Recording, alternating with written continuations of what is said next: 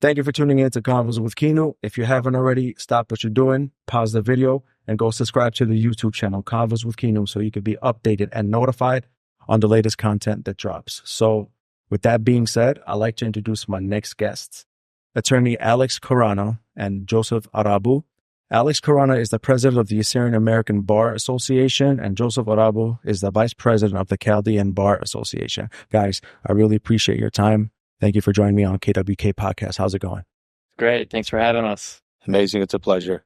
How was ride, travel here? It was amazing. It was so nice. You took the train, right? I took the train. Wonderful. As you know, 8 years ago, I said I'd never take the train again. But you can, as an adult, you can do a lot more and be more productive on the train. So it was you got to build his time as an attorney. Exactly. I build my time now. Yeah. So both of you were born and raised in Detroit, correct? Yeah. How was life like growing up in Detroit? Well, for me, I grew up in Farmington Hills area, Oakland County, West Bloomfield, and it's kind of a suburb outside Detroit, similar to like Niles and Skokie over here, compared to Chicago. And I grew up with a lot of my Chaldean cousins and family, but also around a lot of Americans as well. I went to Catholic school growing up, Roman Catholic school, just like many other Chaldeans did, even through high school. And so I've kind of had maybe a hybrid lifestyle. I was hanging out with a lot of Americans, also a lot of Chaldeans. Yourself? So I grew up, I went into a Catholic school, St. Hugo's, and we went to church at St. Hugo's. So we're kind of a little bit outside of the community growing up. We lived in the area that Chaldeans hadn't yet migrated to. And grew up with a lot of Americans and didn't really go to Chaldean church so much, except with maybe my grandparents every once in a while. I loved it because they incorporated the language, but there was not so much opportunities to mingle with Chaldeans until high school. So you weren't really involved with the Chaldean? No. And I guess that kind of made me a little bit of an outlier of a Chaldean, so to speak, but also made me more open-minded to listen to, say, Torane dialect Assyrian music and Suryoyo music. So I knew that from a young age, I was part of a larger web of people versus being in the Chaldean community and kind of in that echo chamber of Chaldean, and this is kind of all it is. You cannot mention that you listen to Assyrian Chaldean music without mentioning what artist you listen to. Of course, Janan Sawa, Sargon, George Home, Linda George, Talal Gresh. Okay, I see you. Yeah, I see you. How about you? Did you listen to Assyrian music? Yeah. Bagia. You said Bagia. But says a lot. No, but honestly, me growing up wasn't. A lot of Chaldeans, we live in the same neighborhood and stuff. So for me, I was playing a lot of hockey, and actually, so I played a lot of hockey with a lot of Chaldeans, even Chaldean roller hockey league, Chaldean ice hockey leagues, but also even like hockey with the normal city leagues and stuff like that too. So got it. So I was raised as an Assyrian, and born Assyrian, and my father was more on the nationalistic side. So we were raised in a very nationalistic home, patriotic home. Were you guys raised in a patriotic Chaldean home, or was it more religious? I wouldn't say it was like nationalistic in a sense. It's definitely very religious, go to church and these things, Chaldean church. But I also went to Roman Catholic church because I went to school at Roman Catholic schools. But there was a huge stress to hang out with Chaldeans, be around Chaldeans, have Chaldean friends. Stress. My parents stressed. Stress it out. Stress it out. As it was very important for them to because it was a new lifestyle for them as when they came over here too. So everything was new, and my dad was always in the liquor store business, so he's kind of away from the house, working, to support the family, and so they always stressed, being around Chaldeans, and so the Chaldean, this is your community, and you should be around the community, even though we are here in America. So they encouraged you to integrate with the Chaldean community. Of course, yeah, it was a big part, and they want us to stick together. I want to ask you, and this question goes for both of you. Growing up to Chaldean parents, did they recognize as Assyrians and Chaldeans being one people, or did they just recognize as Chaldeans? Well, I think there's the Kulin Iwach Soraya statement, so kind of that. They identified as Soraya. Soraya, yeah, of course. Soraya, okay. When you speak a language, but, there's not many. I never really met any Assyrians until I moved to Chicago, to be honest with you. Really? And so most of it was, just speaking, around the Chaldean community. And I think that's the case for a lot of Chaldeans. They probably haven't met any Assyrians. Maybe not. Maybe that's changed a little bit now, but I think growing up when I was growing up in the 90s and early 2000s. Following up to your answer, when did you move to Chicago? So I came to Chicago in 2017 for law school. Recently? Yeah. So I went to law school at John Marshall. Now it's called UIC Law. And since then I've stayed in Chicago. So I live in Chicago currently. Joe, how about you? How was it growing up to Chaldean parents? Did you know what Assyrian was? I did, because I grew up with aunts and uncles that were very much into music, and it was all Sudath. Got it. Right? Got it. So yeah. As far as Chaldean singers go, there are just a few here and there. They're mainly Assyrian identifying Sudath singers, right? Yeah. So you're listening for these different dialects. Of course, they'll say, in Chaldean ethnic Makach or ethnic Hamzimach, so I learned the dialects really, really smoothly as a young person. So I didn't see much of a difference from the get-go. The only thing that my parents would say is like, well, the Assyrians are extremely nationalistic. They do stick together. They work very hard for the nation and so on. And they did see themselves as separate from the Assyrians, not in a way that was any bad way, but they recognized that those who identified as Chaldeans did not really care much about Umta.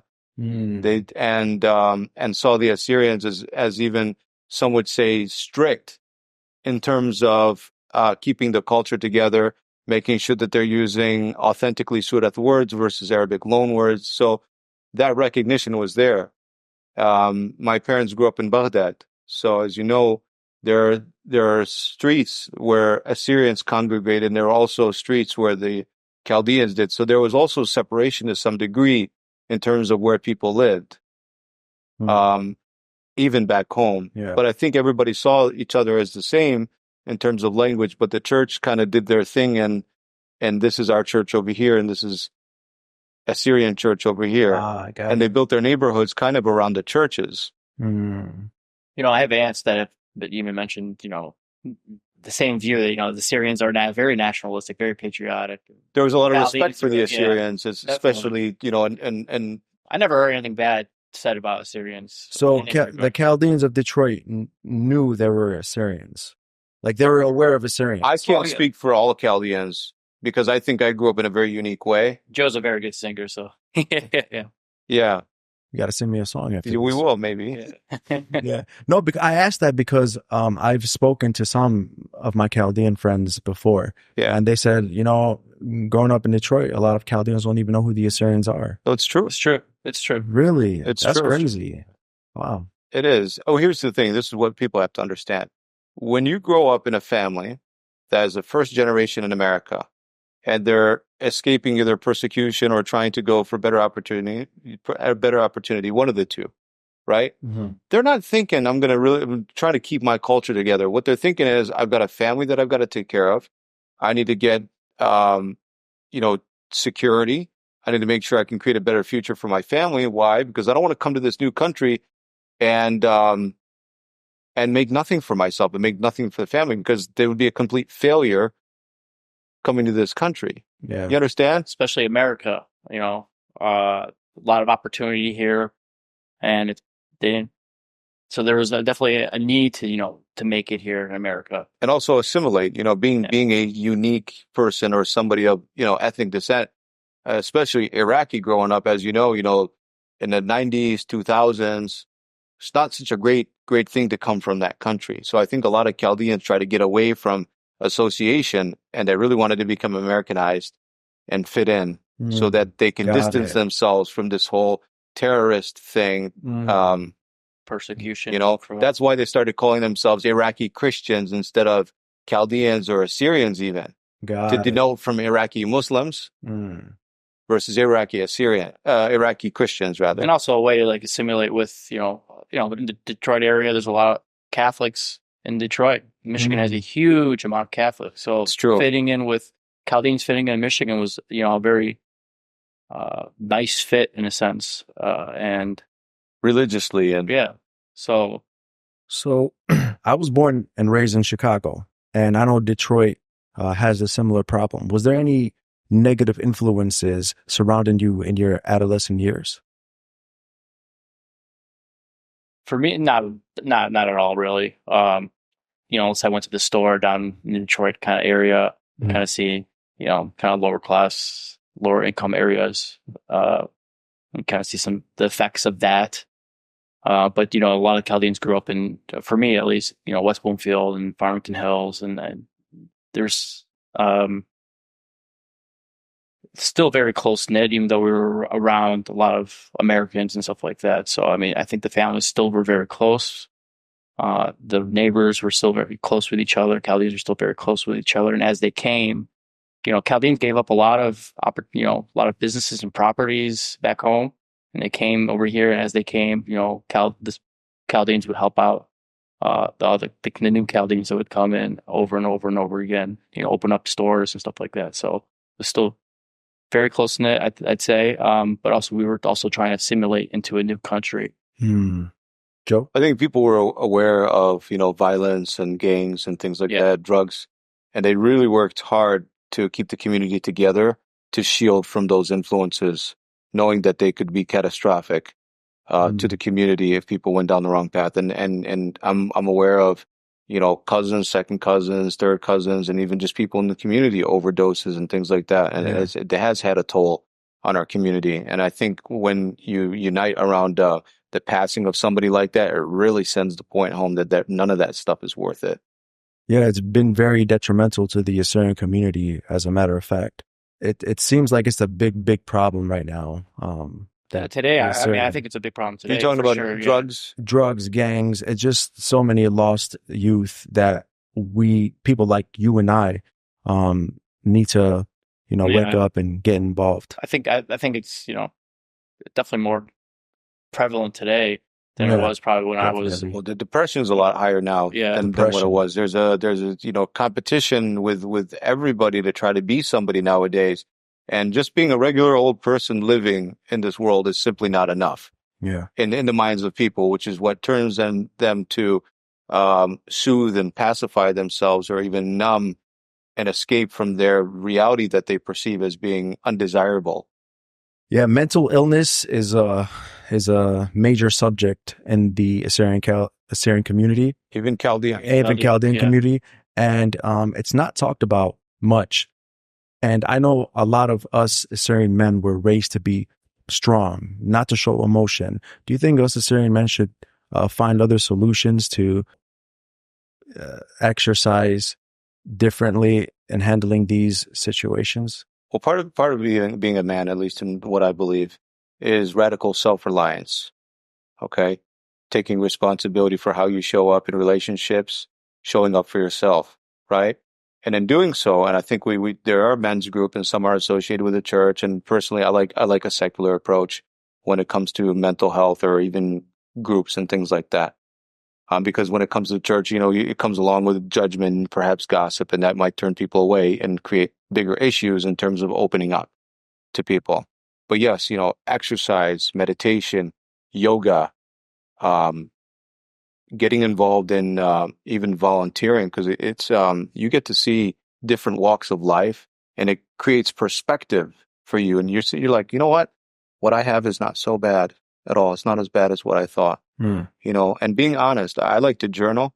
I'm notorious for giving journals out as gifts. Seriously, because I've got maybe 8 years worth of journals. Yeah, I've filled up, 8 or 9 books. And it's been single-handedly the most therapeutic, but also adventurous journey in self-discovery and self-reflection, because you can go back 3-4 years and pick up 2021's journal and say, oh my God, I used to think about that shit. That's crazy.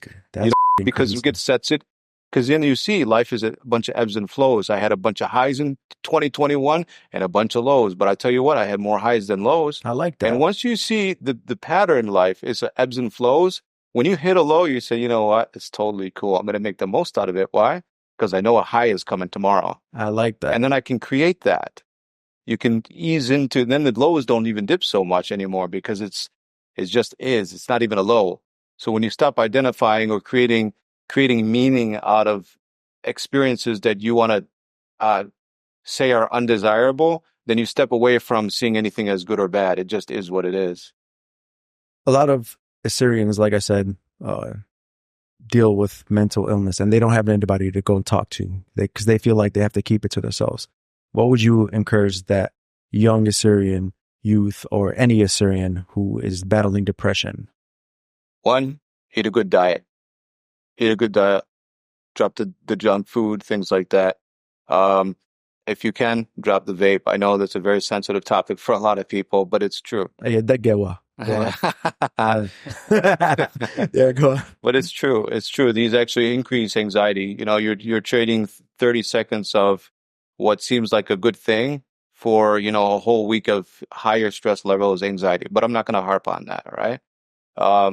Go for a walk. Being out in nature, interconnectedness with your surroundings, the world, your universe, you realize what a monumental part you are of this universe versus just sitting around inside the house. We were talking about this earlier, and taking his dog for a walk, and what a beautiful that thing, man. Yeah, to go outside, and you're having a pet does that. I'm not saying everybody should go get a pet. I'm just saying it works for Lukey here. That's not great. But Alex? I think Joe said some great things. One thing I'd say is find your passion, find something you're passionate about, things that you're interested in that are really outside of work and making money.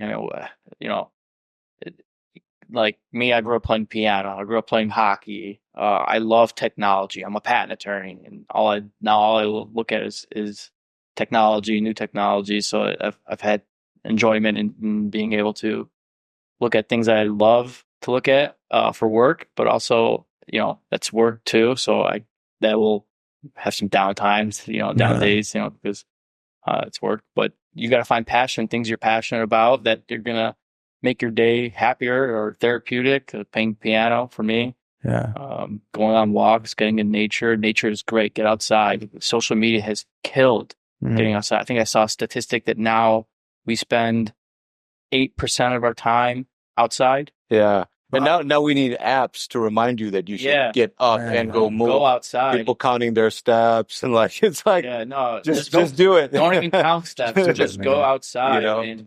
But Alukie's right about finding your passion. And I'll also it's and also stepping out of your comfort zone. Try something new. You know what I mean? Yeah. Get out of your routine. Get out of your habits. Music is really important. You want to talk about snapping yourself into a different vibe, different vibration, different matrix, different state of being. Put on some music. Put on some music. Hopefully things with good lyrics, things that make you want to dance, and maybe if you actually put on music and dance, you'll snap yourself out of whatever funk you're in. Yeah. And people think it's got to be like, got to go to a therapist and talk about this all day. You're talking about your issues. When you're talking about your issues, you're reinforcing it on yourself. So you're just getting in this cycle of mental health. And I asked that question because it's, like I said, it's a very sensitive topic when it comes to my Assyrian community. A lot of Assyrian men struggle with depression, mental illness, and they can't find ways to battle it. So I was one of these Assyrian men. I went through depression. I was in a very dark spot. I mentioned this in my last episode with Rumsen. And what I had to do to get out of it was, honestly, the gym helped me out. I went to the gym 5 days a week. I was hitting, and I felt like all my stress, all my hurt, everything, all the depression just went into that gym. Yeah. And I really want to encourage the young Assyrian or any Assyrian, Chaldean, Syriac who's battling depression, go to the gym. That's all I can say. Go to the gym, and I promise you, within a week, 2 weeks, you'll start feeling better. And you know what? I'm going to piggyback that. Is even on the days you don't want to go, just show up. Even if you don't hit anything. Yep. Just show up for yourself. And then you'll see that guy lifting weights over there, bench press, pull-ups, whatever it is, you're going to go do that yourself naturally. Exactly. And by the end of it, you probably spend 2 hours there. You walk away sweating with that air hitting you on the way out and be like, you know what? Thank you, God. Thank you, God, I showed up today. And you start thanking yourself, and then you walk into your car with an air of gratitude, and you're like, I'm going to do this tomorrow. Yeah. Now every day, nowadays, everything is a stress. Everything you do, every text message you get is a little tiny stress that adds to your body. Like anxiety, everything. But stress, you got to be able to handle that stress. When I was in law school, I graduated middle of COVID. I was studying the bar during COVID. I was so stressed out. Oh, man. They were moving it. They were changing rules. They were changing rules the day before the exam, sending us emails. So you're so stressed out just trying to study for the exam. The last thing you want to do is, talk about a new rule. But I found boxing. I started boxing, doing lessons of boxing. Okay. Yeah, and just don't be my ass. That stress relief. Yeah. Well, we're all buddies in here. But that stress, you gotta be able to figure out how to manage stress. And because it can take over your life. Yeah, definitely. Oh, I just wanted to add one more thing on that topic. Is gratitude is the attitude. Because you ever notice that you can't have more than one thought at a time. Yeah. There's not a million thoughts at a time. It's one thought at a time. It's this thought, then this thought, then this thought, then this thought. Yeah. Mm-hmm. Before I counsel people into just nothingness where you don't have any thoughts at all.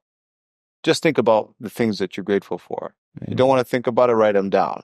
And once you start thinking about, I can see right now, I can feel right now, I've got my arms, I can walk today.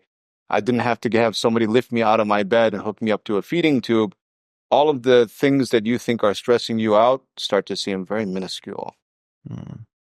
Amen. Because gratitude transmutes all those things. And I would just say there's one personal skill that can help people out. I think, developing some grit too is very important. I think grit is a very Grit. What is that? Grit is being when you are mental down. Toughness. Mental toughness. When you have down days, do you just say screw it, I'm done, or do you work on that day and the next day and the day after that? We were talking about this the other day as well on the phone. If you look at most successful people in the world, you don't see any of their bad days. You only see the good. But every single successful person has gone through some shit. And they don't complain about it. And grit is what's gotten them through to be where they are. Amen. Just rise above and get it done. Yeah. Whereas there's kind of like a nation of complainers now. Complain about this, complain about that. Just get it done. Snowflakes. Just get it done. You want to call them snowflakes is fine, but for me, it's just like, I'll call them the less tough. You know what I mean? So speaking of that, I don't know if you guys have went through this, but what were some of the obstacles that you guys have faced in the past that were kind of challenging that you had to go through? And how did you overcome it?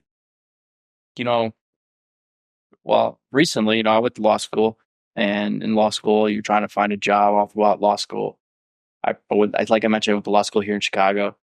I probably applied to every law firm here in Chicago. I probably got denied in every law firm here in Chicago. I did get denied at every law firm in Chicago. I got denied constantly. I was going final interviews and everything. I graduated during COVID. Worst time to graduate.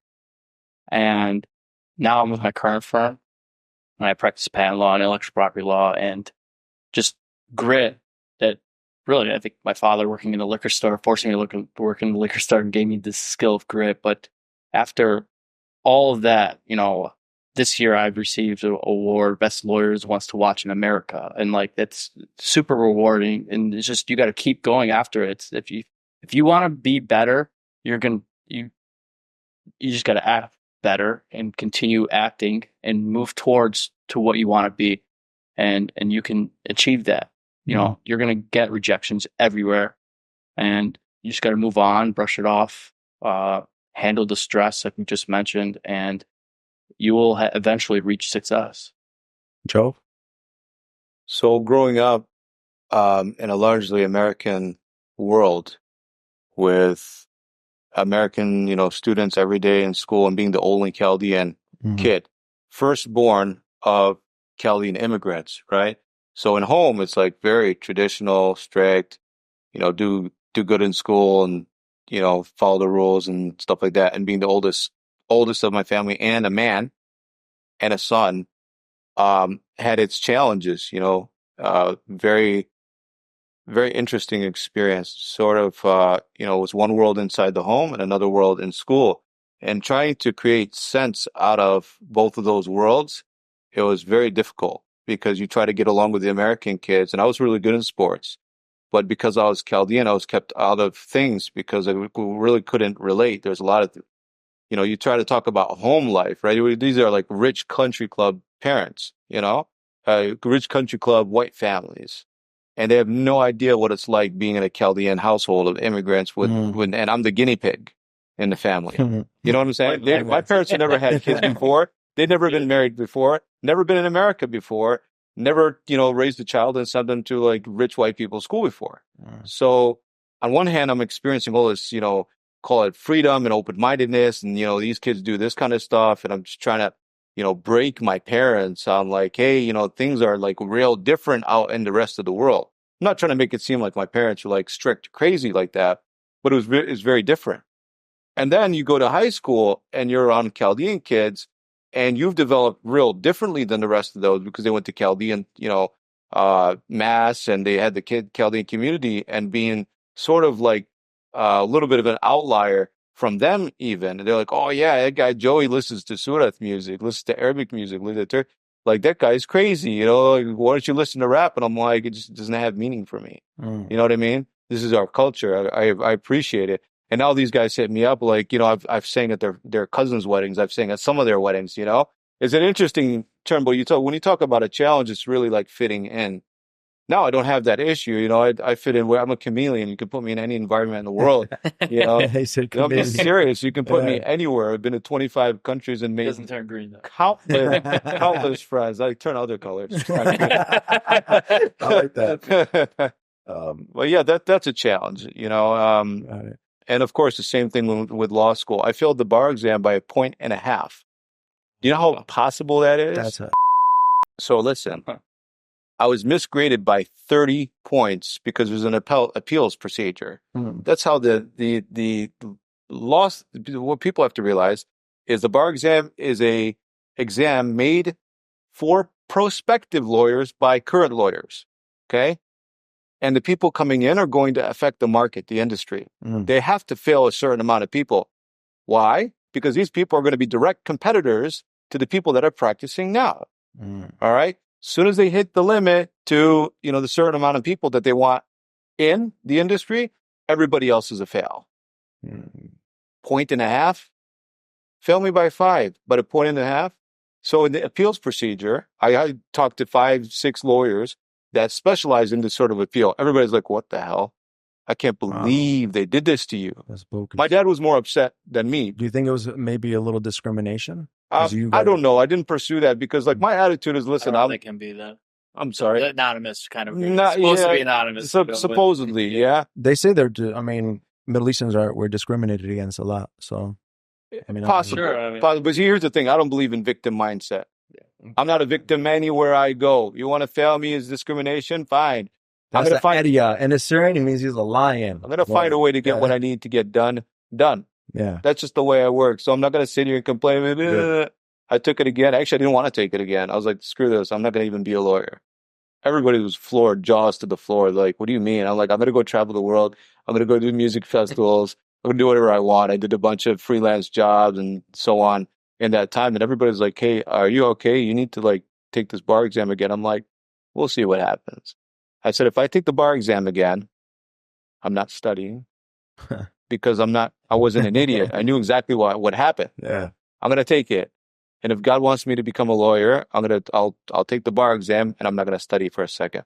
I took it and I passed with flying colors. And here we are 8 years later and own my own firm since the beginning. Nice. Here I am. I willingly took 2 bar exams. If I ever get in trouble in Detroit, you're going to represent me? Of course. For sure. You just got to do some bad shit because I only represent criminals. So I wanted to ask you guys, before your expertise, going into your expertise, what did you do or thought about doing before that? Starting with Joe. So a few years ago, my mom pulled out this big basket. You know, like, I don't know if your mom does this or any other moms, but they save all your artwork and assignments that you had when you were a kid. No. Did your parents never did that? No, they throw that shit out. Really? Yeah. No, my mom's got my mom's a clean freak. Yeah. She wants everything out. Well, make no mistake, my mom is a very, very clean freak too. She's no hoarder by any means. But when it came to these sentimental things, she kept them. So one day we're looking through them, right? You know, we're all in our like 20s, 30s, me and my sibling. My mom picks up one of these pages, and the assignment was, what do you want to be when you grow up? Mm. And I have written down and drawn out, I want to be a singer. And I had me in the middle with a microphone and a guy playing drums, you know, to my right, and another guy playing guitars to my left behind me. And that's what I'm still a musician, and I've done a lot of that. So what kind of music? Sorry, what kind of music do you do? So when I was growing up, it was all Surah Arabic music as well. I was very, very much inspired by our musicians. It's Sergon and Jaran and Iwan, and even in Detroit, Majid Kaka as well, Talal Greish, and so on. Latif Bola. So I really wanted to be, you know, the new generation of sound in our community. And my parents were like, listen, they pushed me a lot in music and they supported me, but they're like, you know what? Get a degree and at least nobody can take that away from you. You can go pursue music. I got the degree in things that, you know, led to one thing to another. And then I became an attorney and I'm still doing music. I sang at maybe 40, 50 weddings in my life. I sang throughout law school. Oh, and wow. I had a band. It was very successful. And then after that, I was like, you know what? Our community kind of devalues musicians. You know, it's all about a dollar. It's all about who's singing at my party. So I was really upset because I'm a classically trained percussionist, pianist, and singer. This guy's dynamic. Okay. And a lot of our musicians, they kind of just pick up a keyboard, pick up a mic, and they're the next Frank Sinatra. And it's like, well, that's you know, like respect that there's a way to go about these things, and some people really dedicate. It's not just like buy a few $1,000 keyboard and you're all set. You know, a couple of Zorna samples and tambura, and that's it. And steal people's songs. We'll go on, yeah, that a little bit of that too.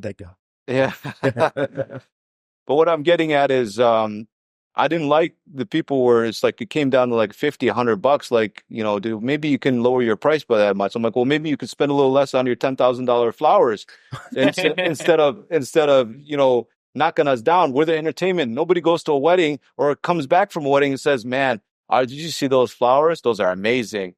Wow. Nobody says that.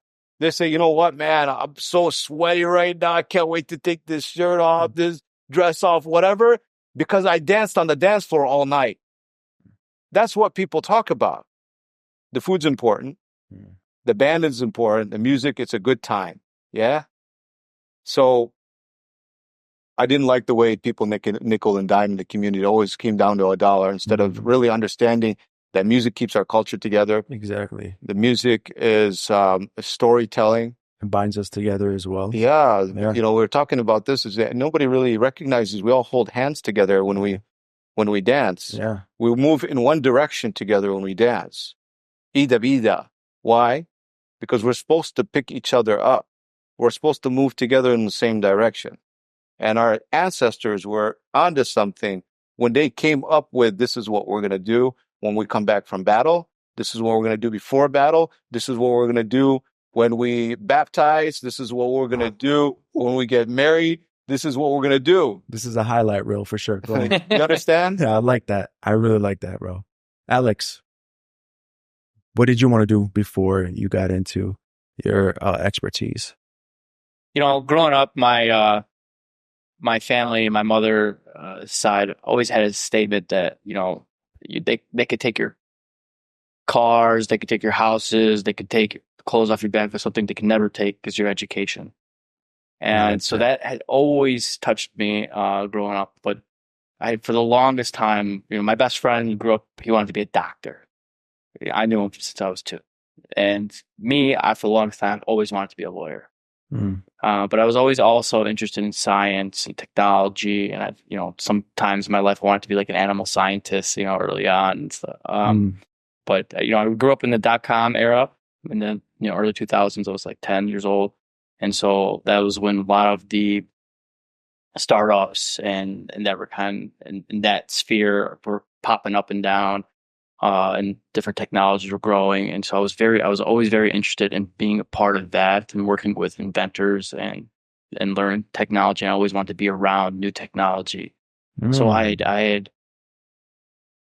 really was like, okay, I want to go to MSU. I went to Michigan State for undergrad. I'm going to study engineering. So I studied chemical engineering.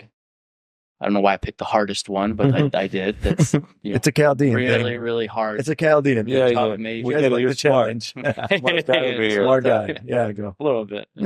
What happens if you mix sodium with zinc? We're not gonna get into that. Okay. But it's given me full circle, really, because now I'm a patent attorney, and so to be a patent attorney, you have to have an engineering degree or a hard science degree. And now I work with all sorts of technologies. And I want to transition to a different subject right now. I don't think it's going to be sensitive. I think you guys can handle it. But You think so? Yeah, I think so. Okay. Many Chaldean separatists. Well, He said that. I'm going there. I'm going there. Many Chaldean separatists will deny their Assyrian identity because I believe education and church has played a major factor in splitting our people and confusing them in generations to come, even present day. How can we fix what's broken with our community as far as unity? How do we educate the Chaldean, Syriac, and Assyrian minds that we are one people and we are the sons and daughters of ancient Assyria? So this is precisely why we started that podcast. yeah. Is to share with. Well, before that, I think just generally speaking, Chaldeans, I don't even think they know about the separatist issue.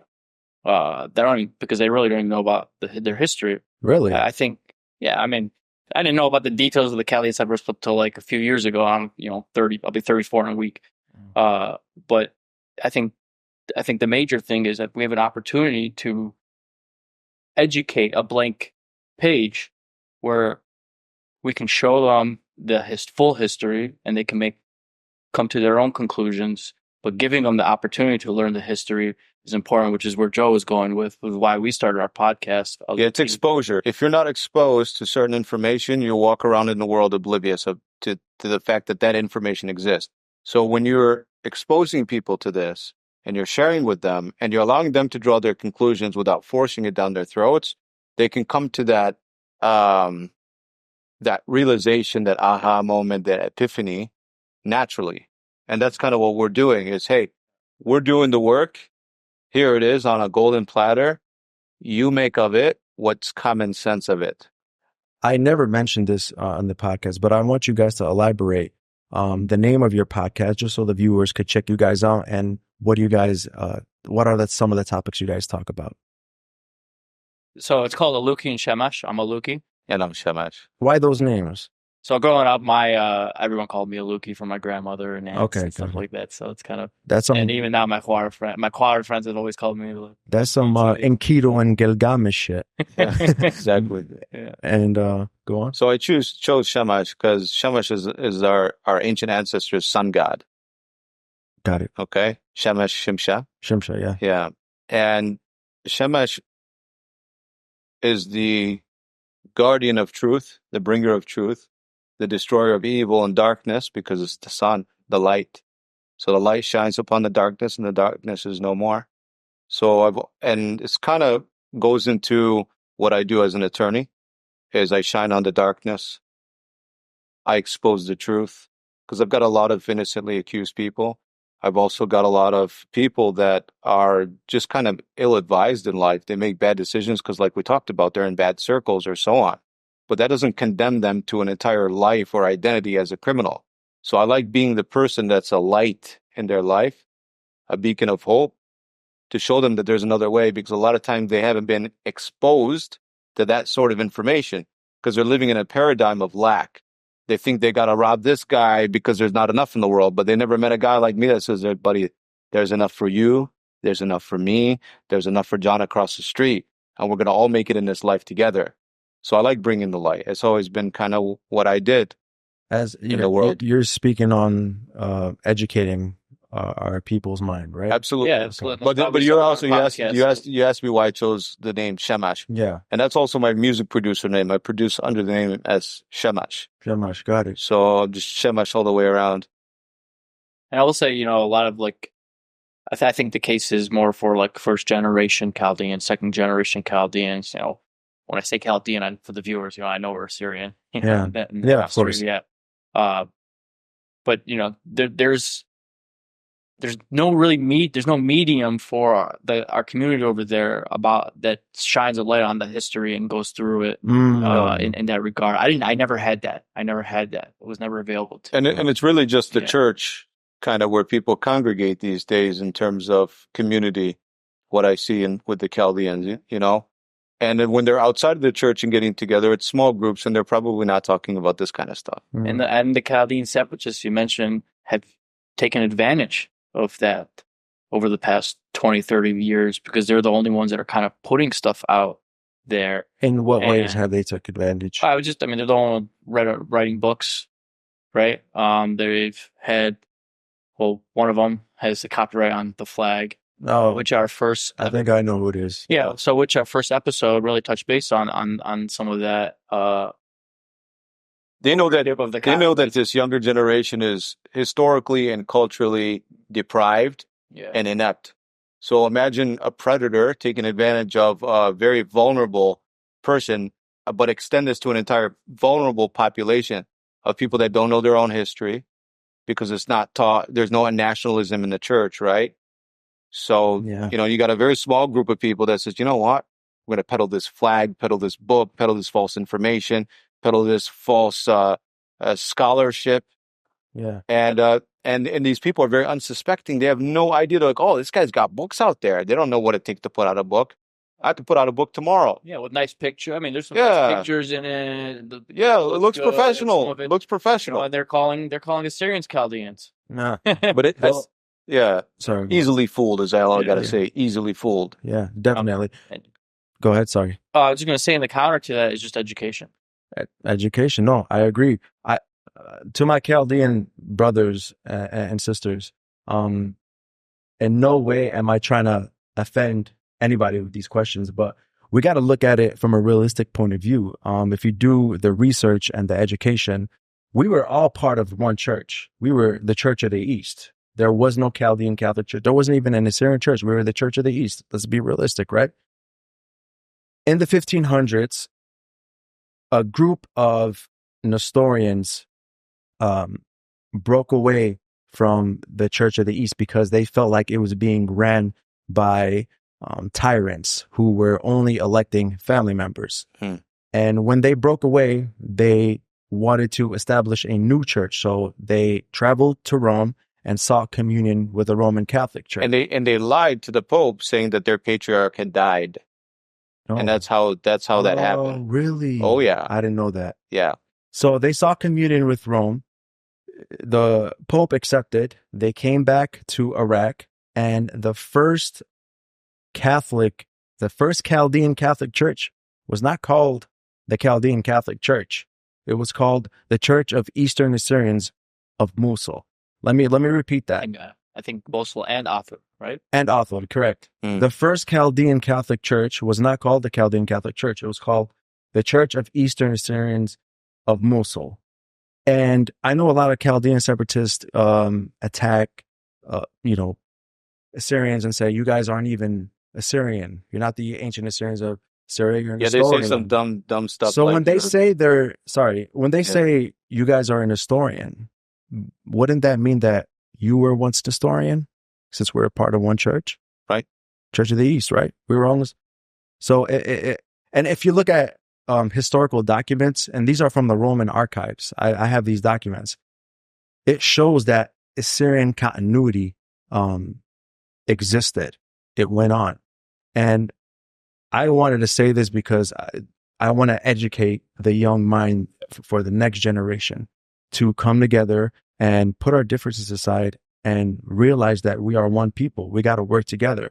At the end of the day, if we get attacked, we all form together. We join hands. We unite. Why is it that we unite only when a tragedy happens? You know what I'm saying? Why is it like that? We need to always be under one voice, practice what we preach, especially when it comes to relating to Jesus Christ. Absolutely. You know what I'm saying? Because we do Yeah. the opposite of what Jesus Christ is teaching. Yeah. And how do you guys want to elaborate on that? Have you guys heard that about the, the church? Yeah. Yeah. I mean, the first church was headquartered in Diyarbakir here, right? In southern Turkey, north of Iraq, Mhm. you know. So like wasn't in Babylon or Babel.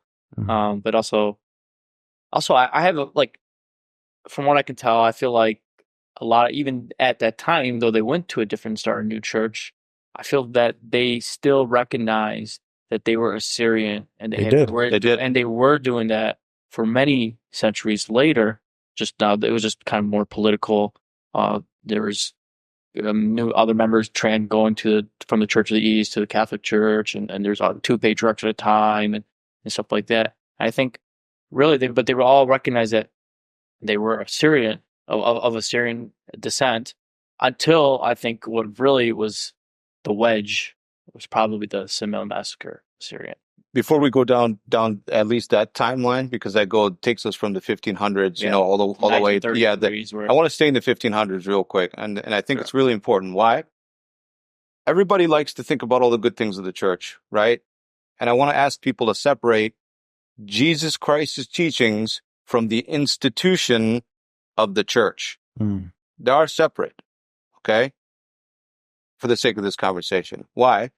Because in the 1500s, and if you walk around any museum and you look at paintings of Christian paintings in the 1500s, you'll see Jesus become white and see Jesus have some light brown or even blondish hair and colored eyes. And you see all the other, disciples they're, whitewashed, right?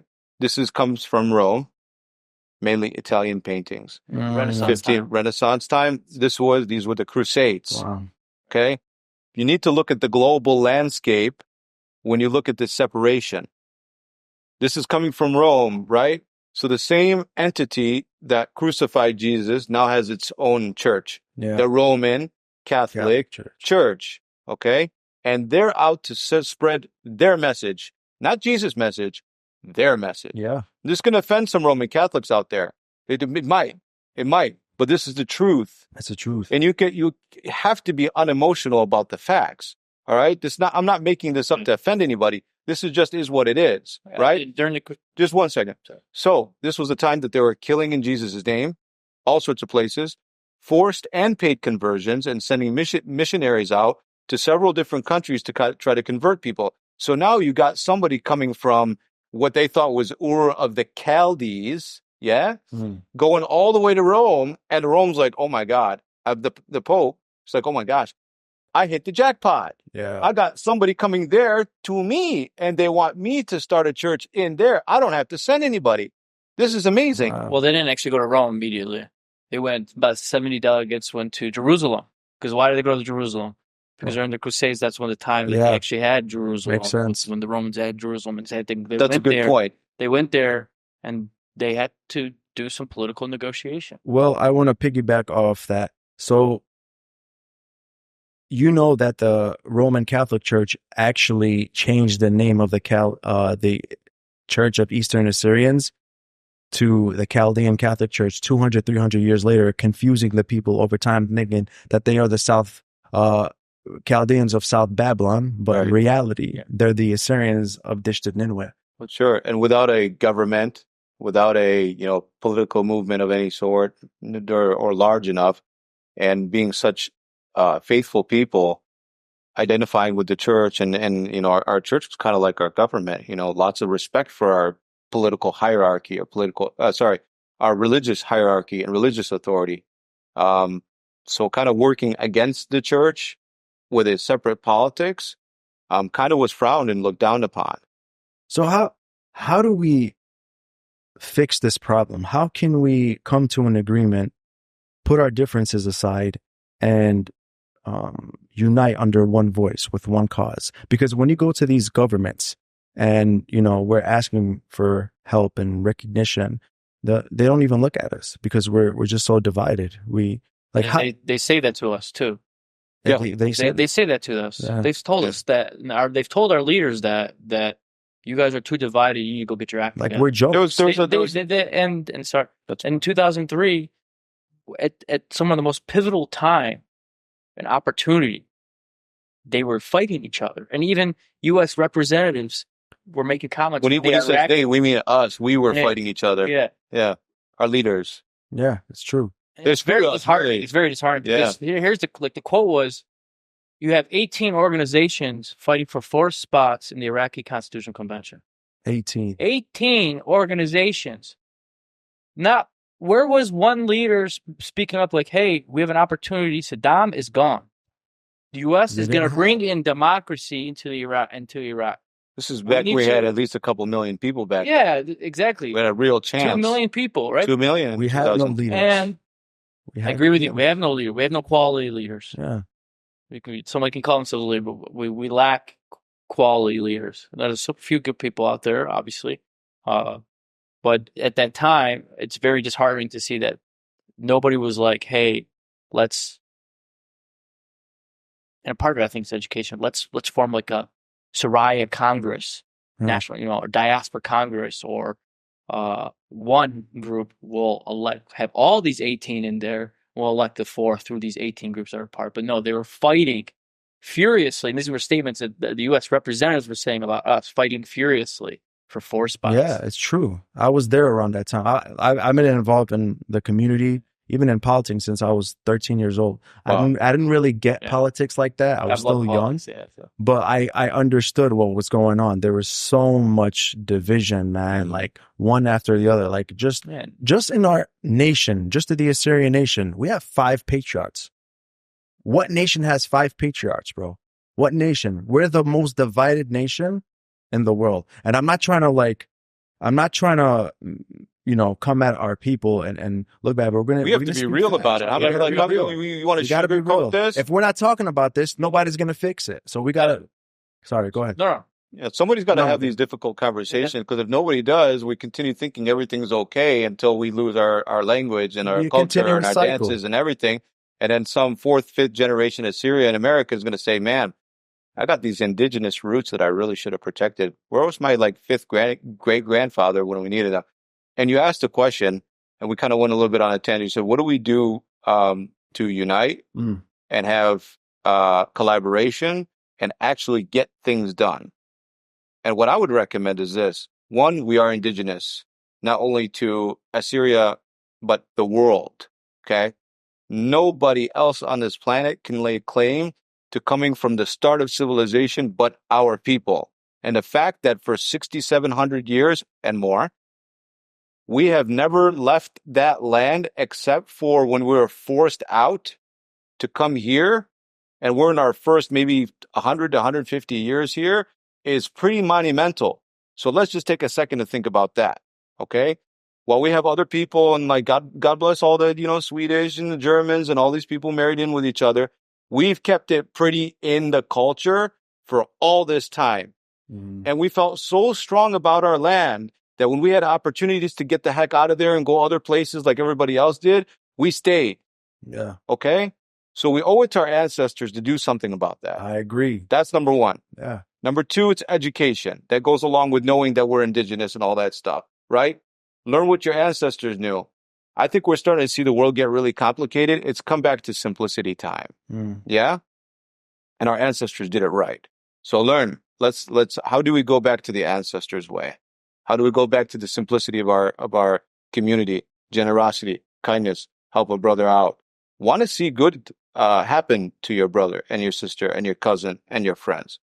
Wish good upon people, because a lot of people are like, oh, look at that guy, I want to get better. Jealousy and envy. Jealousy, and it's like, this is a very controversial thing that I'm going to say. I like it. Talk. If our community right now is a reflection of our spirituality, or what's being handed from our spiritual authority, we're doing pretty messed up.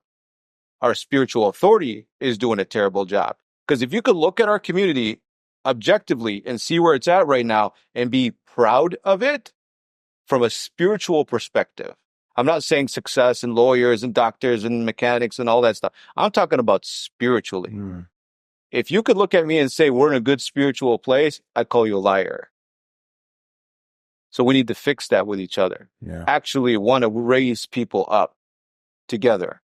And then the final thing is get people who are not self-interested to take part in government or politics and things like that. People that actually have other things going on in their lives, other occupancies and things that they're occupied with, so that this politics is not the only thing that they're doing. Why? Because if that is your whole, basket of apples, you're going to be in it for yourself and not for the community. So I want to go on to a different topic. Both of you have been to the motherland, occupied Assyria. What was that feeling like when you stepped on your ancestors' land, the land that your ancestor once walked? It was amazing. It was a feeling I can't describe it. It's just when you go there, you step on it for the first time, it's another feeling. It's like you've been reconnected. You cannot explain it. You can't explain it. You've been reconnected through the entire history of your people, your culture, your ancestry, and then even seeing like I went and saw where my grandfather was born and where his grandfathers lived. Tel-Kepe. In Tel-Kepe, Okay. yeah, the Karana streets in the Shango district, kind of off side of Libidishu, but it was amazing. I mean, I've been to Japan 7 times, been all over the Caribbean. I've been, When did you go to occupied Assyria? September. It's past September. Oh, this so was the first time. it was my first time. And how long were you there? I was there for 2 weeks, roughly 2 weeks. Oh, you got to be there longer, 14. bro. At least a month. I think I was there in 2000. So I went in 2017, right after the Assyrian towns in the Nineveh Plains were occupied, were liberated from ISIS. So I was encouraged not to go, but me and my friend Rami were like, no, we're going. It was, like you said, it's a different type of feeling. I think the best way to have the youth connect with our people and be more involved in the Assyrian community is by going back home. And as a matter of fact, my cousin from back home called me last night around 3 a.m. He lives in Samele. He's like, bro, did you hear? I'm like, what? He's like, there's 1,000 Assyrians coming from a diaspora. It's never happened before. Wow. So there's a movement happening. Oh, There's there a absolutely revolution is. happening. Have you been there? Yeah, so I went the first time in 2019. I'd bugged my parents for many, many years to let me go. And it was no, until my grandpa died. And then his brother passed away. And my grandpa and his brother came here and they had left 2 sisters back home.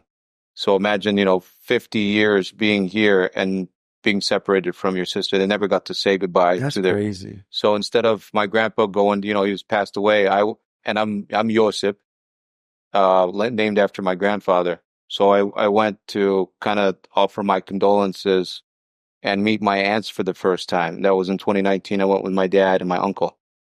And then I went again by myself last year for a month. I took a solo trip. I went to Tur-Abdina also, which is Turkey-occupied Assyria. Kafro Midyat, and Mardin. And I went from Zaho all the way to Basra.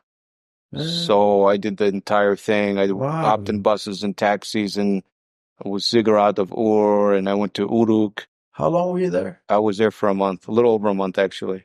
Did you guys ever go to Sanjiro's Aqueduct? Of course, yeah, Jirwan, yep. Did you? Yeah, we went. Jirwan, the Jirwan Aqueduct.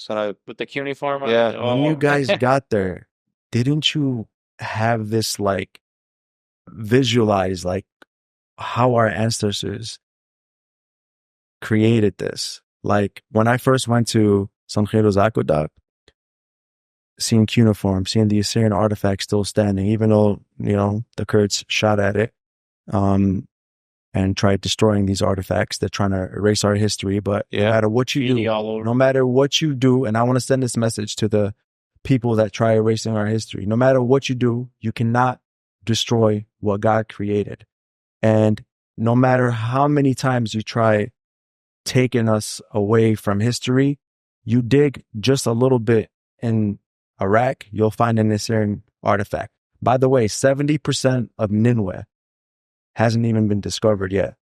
70%. You know what's crazy? Well, I think like a week after we left Iraq and I came home, there was the rediscovery of the Lamassu. Yeah. Outside Khorsabad and Talkepa.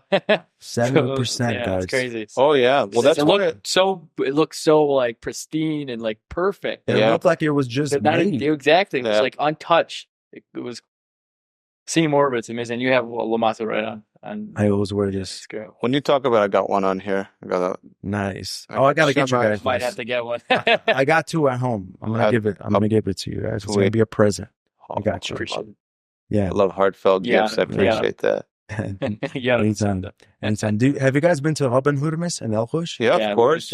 Yeah, we went to. So I'll just tell you where all this stuff went. And what's funny is I met Joe, even though we went to the same high school.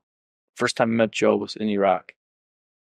That's right. Was it really? Yeah. You guys met in... Yeah. Wait. Hold up. You guys met in Iraq? Yeah. Yeah. So I haven't hardly... Now, I knew Alex existed before because our mutual... Well, it's his cousin and my friend. She had recommended for some time that we meet. And it just never worked out. You know, I was busy and I'm like, oh, yeah, whatever. There's a lot of people tell me, hey, you should meet this, you should meet that, you know? And I'm like... destined to happen. It was destined to happen. It was destined to happen. You know, and unfortunately, I was there during the back data. We were both there at the same time. Yeah. Oh, yeah. I think I've seen that video. Going back home, I think, is the biggest, most successful way to get people to get reinvigorated in their culture. I agree, and back home these divisions don't really exist at all. You know, everybody calls themselves Surai. Everybody hangs out. I'd come 3-4 o'clock. All the shops, close and things like that. And it's time to hang out and party and and get together. I got a question for both of you, if you know this, and I'm pretty sure you do. What is Suraya short for? Suraya. These guys are good. So, what motivated you both to make the pilgrimage back home? I've always wanted to go back home. It was okay. I love history, all history, American history, Roman history, our history, and it's like I want to go see our history. I want to go see our present history. I want to go see where I'm a first generation American. I want to go see where my dad was born, where his dad was born. I'm sure, and you know what? It's the same.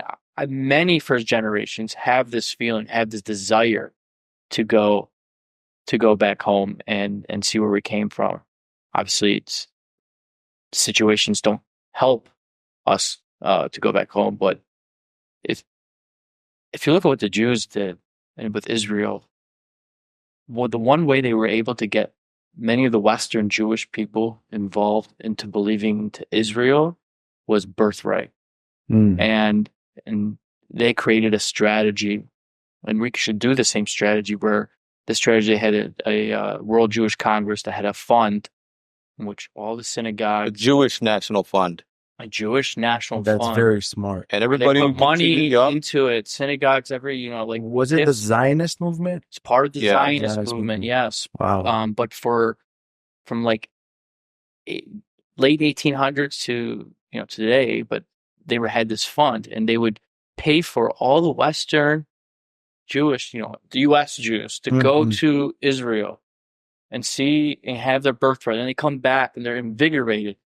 They maybe get propagandized over in Israel, and then they come back and they're reinvigorated into their culture, and they tell all their friends, they tell all their... Kind of like what's happening now. Yeah. People go on Gishrut, people go in the Rising, people go on Marmicha. Commend Gishrut, I commend Nineveh Rising, because that is, I think, the most important thing we can do is to really get our people back to our culture and save our culture, preserve it, is go back home, visit it, have an amazing time. You come back. It's a profound experience. It's a very profound experience. See, a lot of people grow up in families where it's like, well, we're here now. We have nothing to do with that over there, right? Especially in the Chaldean community.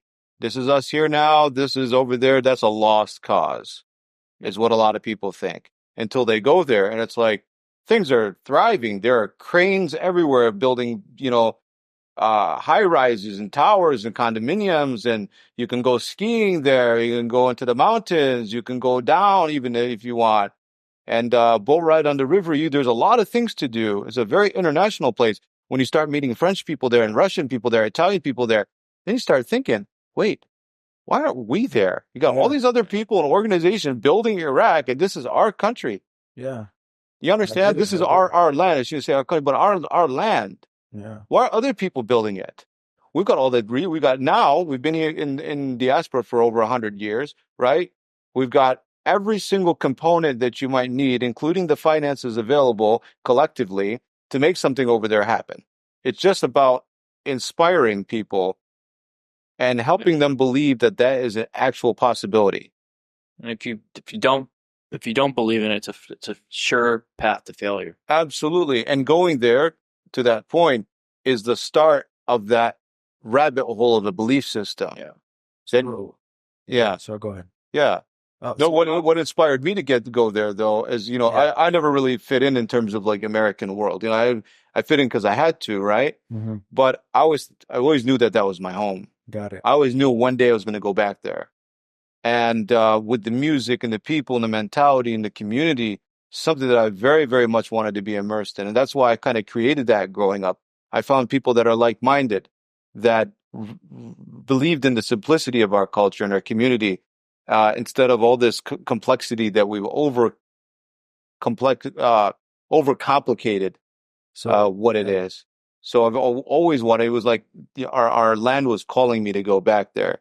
And I would just, I bet you Joe probably feels the same way. Even becoming an attorney was probably being able to help back home. Oh yeah, the legal sides and politics and stuff like that, and anything we can find to do. I think that was always a plus for me to go and seek becoming an attorney. So it's very significant to get the youth involved and make that pilgrimage back home.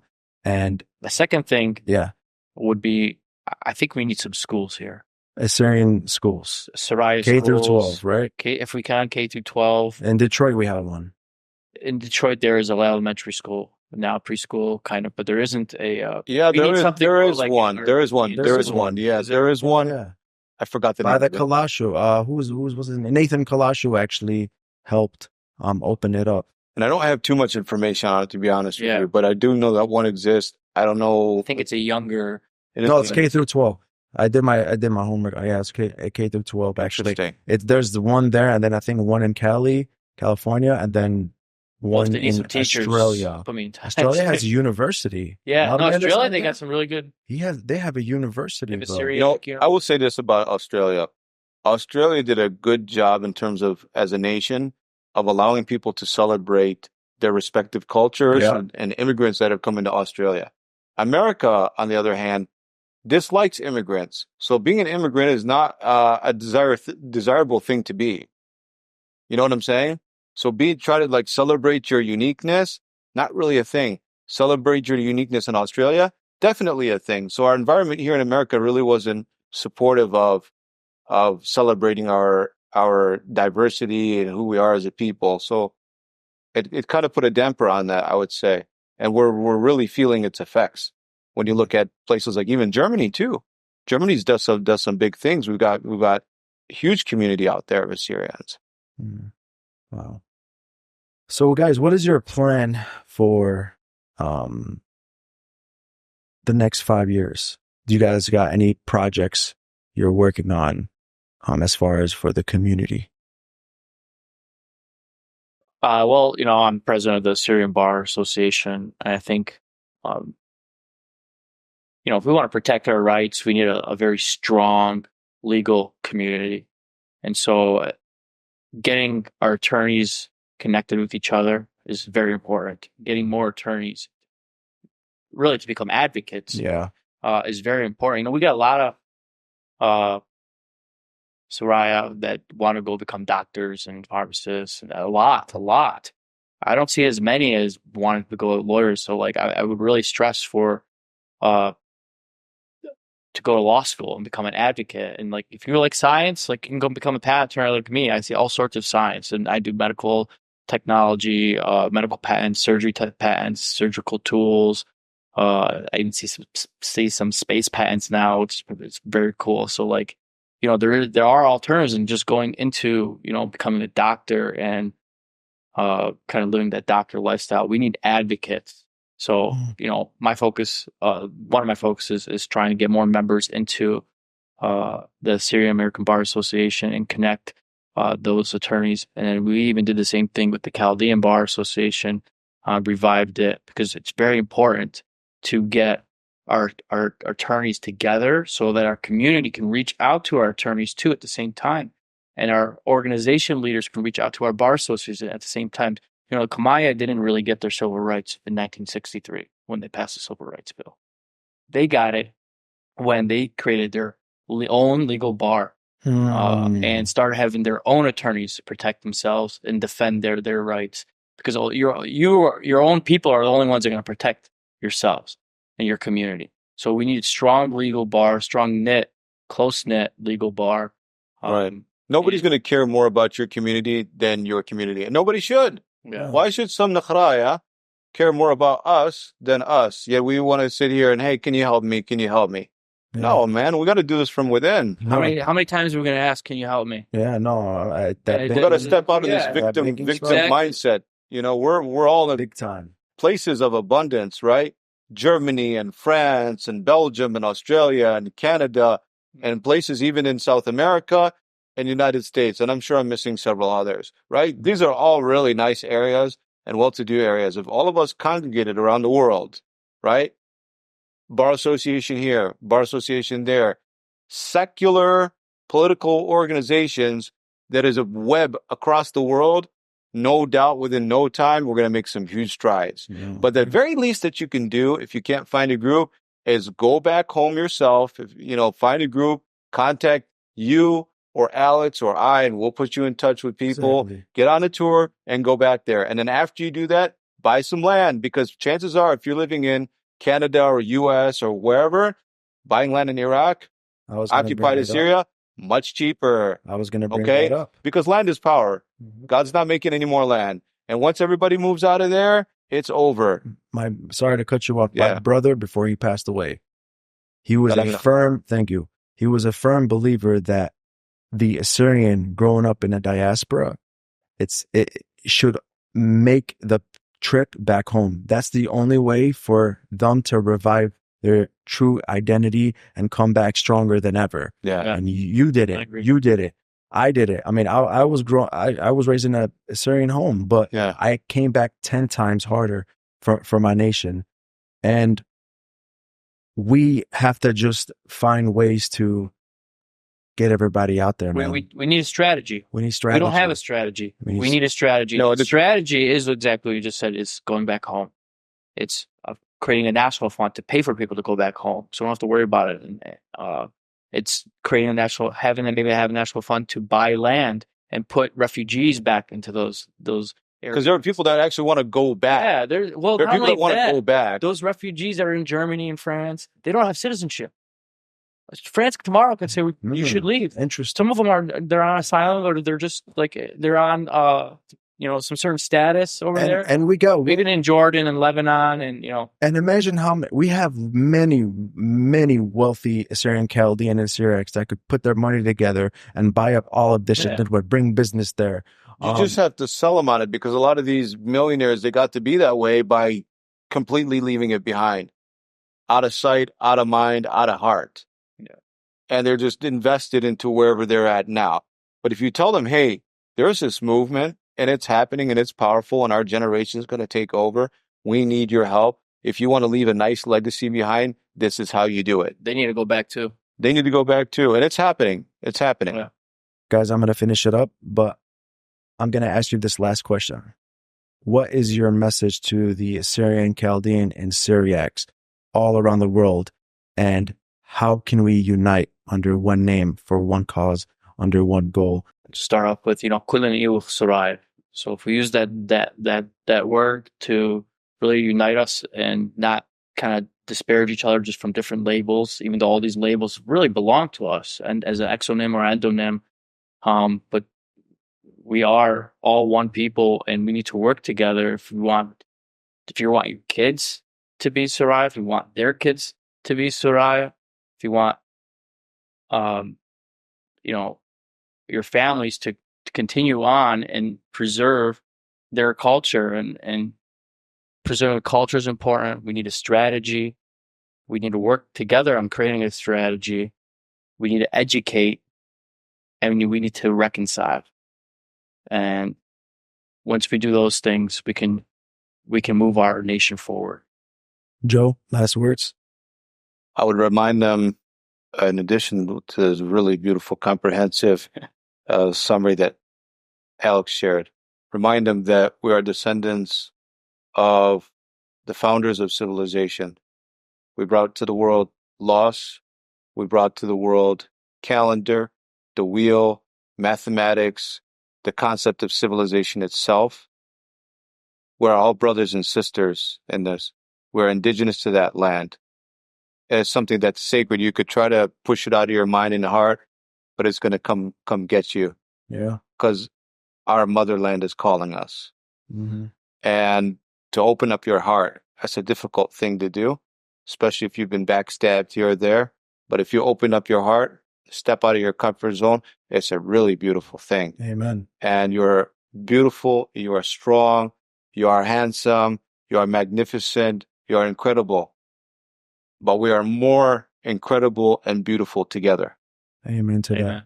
Guys, I really appreciate your time. We're definitely going to do this again. Yeah. Thank you for joining me on Convos with Kinu.